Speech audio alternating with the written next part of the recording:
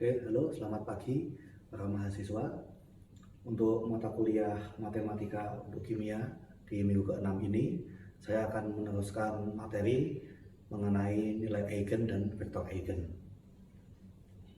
Nah, di sini mula-mula ya saya akan menjelaskan dulu bagaimana motivasinya, gitu ya.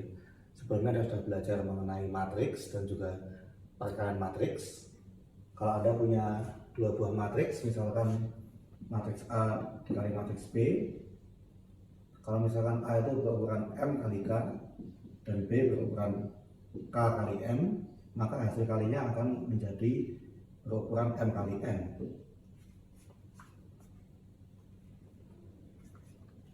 Nah, kemudian kita meninjau kasus, ya kita menyebutnya vektor itu. Kalau vektor itu sebenarnya bisa dianggap sebagai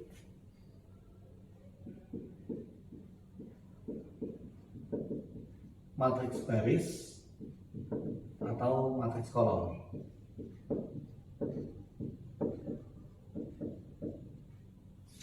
Anda bisa menderetkan vektor dimensi n dalam bentuk baris maupun dalam bentuk kolom.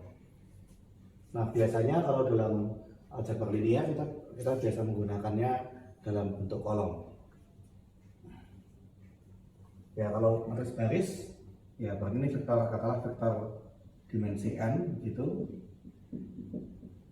Ini berarti matriks baris ukurannya 1 kali n. Kalau matriks kolom ya ukurannya berarti n kali 1.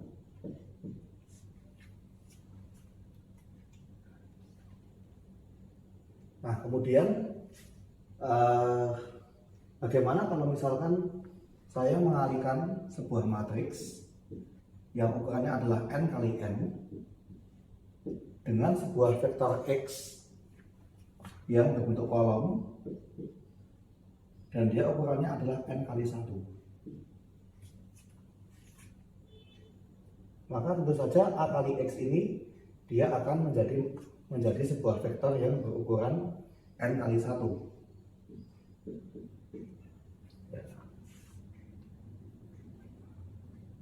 Ya, jadi ini saya menanyakan kembali mengenai bagaimana ukuran untuk perkalian matriks, dan kemudian bagaimana kalau kita meninjau kasus khusus pada saat matriks A ini adalah matriks persegi ukuran n kali n, dan kemudian dikalikan dengan sebuah vektor yang dapat dianggap sebagai kolom, sebagai matriks kolom dengan ukuran n kali 1. Nanti A kali X akan berukuran n kali 1. Nah, di sisi lain, kalau saya misalkan mengalihkan suatu matriks dengan skalar, dengan sebuah bilangan real, maka ukuran dari matriks tersebut tidak akan berubah. Jadi kalau misalkan A ini berukuran m kali n, maka nanti alfa dikali A seperti itu, atau mungkin saya sebut saja lambda, ini juga akan berukuran m kali n. Karena perkalian skalar itu hanyalah mengalihkan masing-masing komponen dengan suatu bilangan yang sama. Nah, berarti seandainya saya mengalihkan vektor x dengan suatu skalar lambda, dengan x sendiri adalah vektor ukuran n kali 1, pasti ini juga ukurannya akan menjadi ukuran n kali 1.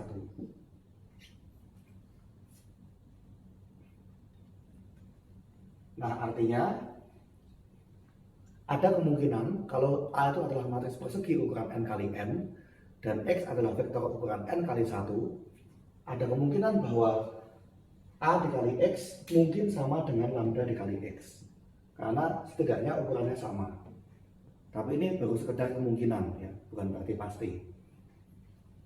Jadi dari dua hal ini saya bisa menyimpulkan ada kemungkinan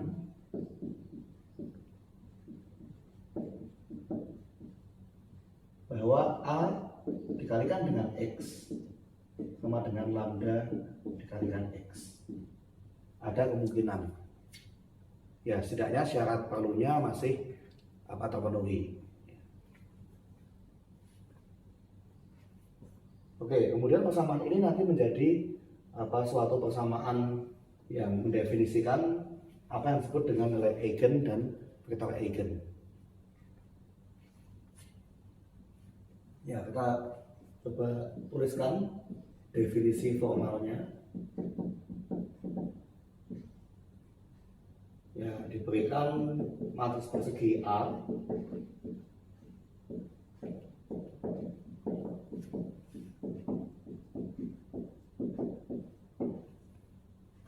ya, dengan ukurannya adalah n kali n. Kemudian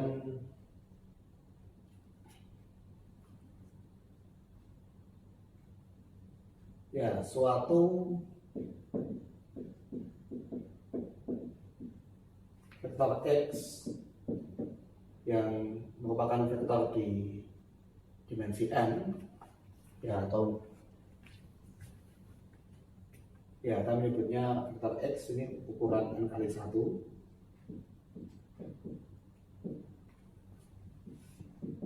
disebut vektor eigen dari A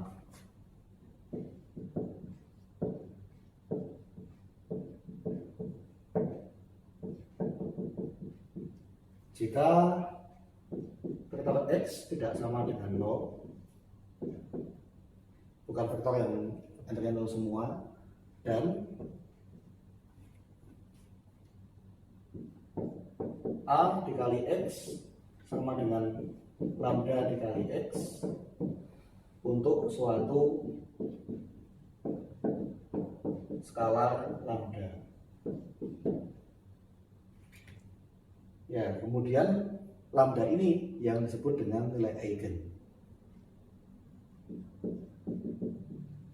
Nilai lambda tersebut disebut nilai eigen dari A.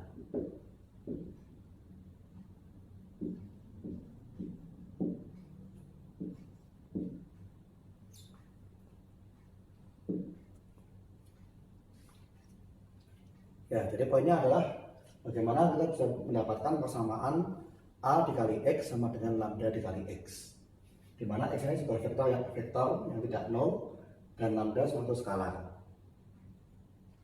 Kenapa vektor X tidak boleh sama dengan 0? Karena kalau misalkan X-nya 0, pasti kan persamaan ini terpenuhi, ya. Jadi A dikali 0 dengan lambda dikali 0, pasti hasilnya menjadi 0 sama dengan 0. Sehingga persamaan ini menjadi persamaan yang pasti berlaku benar, gitu ya. Tapi kalau X-nya tidak 0, maka persamaan ini belum tentu akan terpenuhi. Dan mungkin hanya terpenuhi untuk beberapa nilai lambda.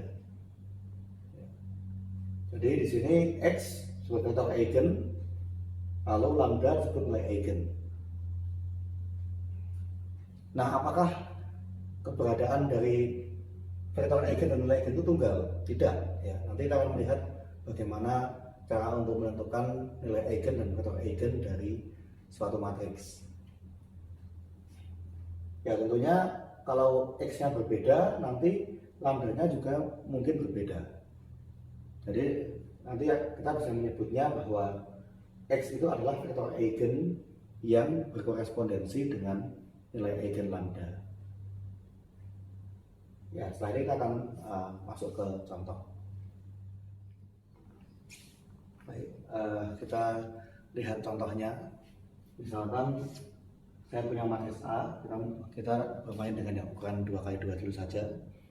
Dengan entry-nya adalah 42 min 11. Lalu vektor X itu vektor ya 2 dimensi, ya 1 dan min 1 entry-nya. Nah, kita lihat bagaimana kalau kita mengalihkan A dengan X. Mengalihkan A dengan X. 4, 2, min 1, 1. Kalau kita kalikan dengan 1 dan min 1, berarti ini kan menjadi 4 dikurangi 2, jadi sama dengan 2. Lalu yang bawah min 1 sama min 1, jadi min 2. Nah, kalau Anda amati, ternyata hasilnya ini merupakan 2 kali dari vektor 1 dan min 1. Ya, 1 menjadi 2 dan min 1 menjadi min 2.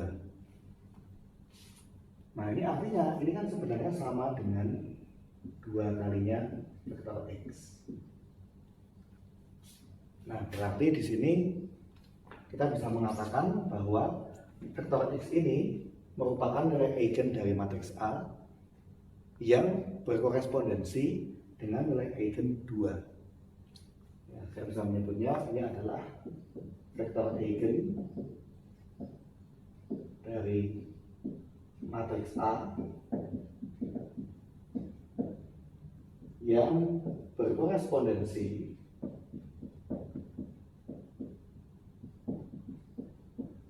dengan nilai eigen lambda sama dengan 2.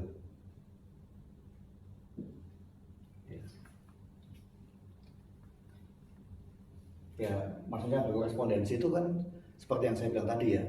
Kalau misalkan berbeda vektor eigennya, nilai eigennya bisa berbeda. Nah, makanya itu kenapa harus ada istilah berkorespondensi ya, berkorespondensi. Artinya dia vektor eigen tapi pasangannya dengan nilai eigen 2. Nah, kalau misalkan beda lagi nanti vektor eigennya, mungkin juga berbeda nanti nilai eigennya. Dan juga sebaliknya, ketika Anda mencoba mencari nilai eigen yang berbeda, ya juga nanti ketemunya akan beda juga vektor eigennya. Nah, lalu muncul pertanyaan, ya bagaimana ya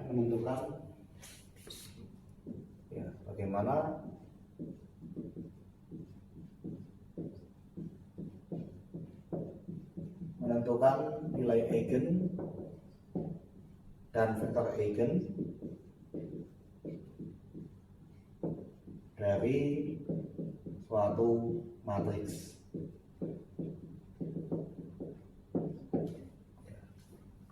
Ya ini kan bisa dibilang ya, ini kan mungkin ketemunya hanya dengan coba-coba ya. Tapi apakah ada sebuah metode tertentu untuk bisa menentukan nilai eigen dan vektor eigen dari diberikan sebuah matriks? Dan apakah nanti ada syarat-syaratnya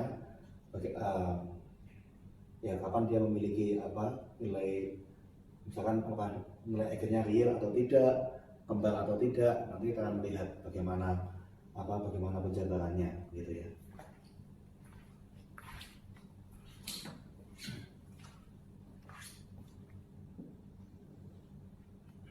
Baik, nah di sini ini kan hanya contoh ya, saya mengambil contoh matriks A seperti apa, vektor X seperti apa. Tapi bagaimana kalau kita membuatnya secara umum? Misalkan saya punya persamaan nilai eigen dan vektor eigen AX sama dengan lambda X gitu. Kalau saya ingin tahu lambdanya berapa dan X-nya berapa. Nah, di sini saya memindahkan ya semuanya ke ruas kanan, berarti 0 sama dengan lambda X dikurangi AX. Oh, tapi tunggu sebentar, ini bukan 0 biasa ya. Karena ini adalah suatu vektor, ini adalah suatu vektor. Berarti ini bukan bilangan 0, tapi vektor 0. Nah, lalu kemudian lambda X dikurangi AX. Apakah bisa langsung saya katakan sebagai lambda minus A dikali X?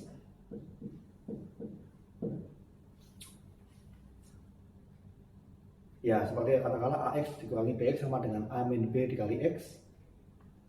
Nah, di sini kita sebenarnya tidak bisa menuliskan demikian, ya. Karena lambda itu suatu skalar, suatu bilangan. A ini suatu matriks. Bilangan dengan matriks, apakah ada definisi? Kan tidak. Ya. Berarti kita harus mencari strategi lain untuk menyederhanakan persamaan ini.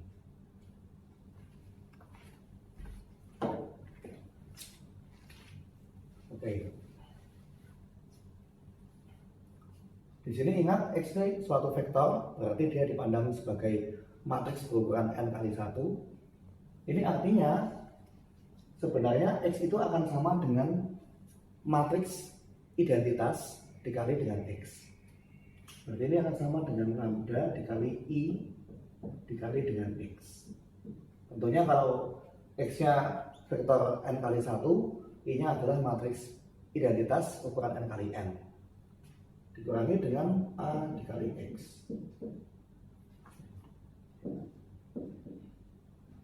Nah, kalau seperti ini nggak masalah, karena ini kan sudah merupakan matriks, ini juga matriks, kita bisa katakan seperti ini. 0 sama dengan lambda I dikurangi A dikali X.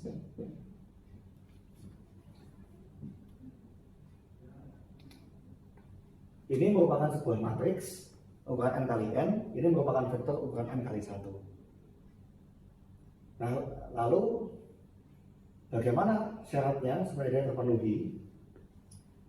Nah, kita menggunakan sifat dari inverse matrix. Jadi seandainya ya, ini jika lambda I minus A ini dia invertible atau dia punya inverse terhadap perkalian, maka kalau saya kalikan dengan inverse dari lambda I min A dari sebelah kiri, saya akan dapatkan lambda I minus A inverse dikali vektor 0 sama dengan lambda I minus A inverse dikali lambda I min A dikali X. Ya, ini sebuah matriks dikali vektor 0 pasti 0. Ya, ini suatu matriks dikali inverse pasti sama dengan I dikali X sama dengan X. Nah, ternyata kalau lambda I minus A ini suatu matriks yang invertible, ternyata saya mendapatkan bahwa vektor X-nya harus sama dengan 0. Padahal tadi dari definisi vektor eigen itu tidak boleh sama dengan 0. Ya, berarti ini di materi yang di awal mengenai implikasi ya. Jadi kalau misalkan implikasi jika P maka Q itu akan ekivalen dengan tidak Q maka tidak P. Nah, kalau dia invertible, vektor X akan sama dengan 0. Padahal vektor X nggak boleh sama dengan 0. Berarti kalau dibalik, berarti lambda I minus A dia tidak invertible. Jadi kalau kita balik, karena vektor eigen X itu tidak boleh sama dengan 0, maka ini artinya lambda I minus A itu tidak invertible. Jadi kita membalik kita kontraposisi dari suatu implikasi. Nah, berarti dari sini apa syaratnya dia nggak invertible? Berarti dari sini kita simpulkan bahwa determinan dari lambda I minus A itu haruslah sama dengan 0. Nah, ini yang disebut dengan persamaan karakteristik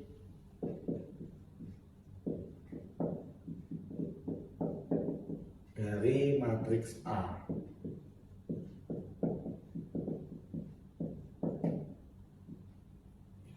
Determinan dari lambda I minus A harus sama dengan 0. Tentunya di sini lambda ini kan belum diketahui. Sedangkan matriks A itu kan diketahui dari soal. Berarti ini akan menjadi suatu persamaan dalam lambda.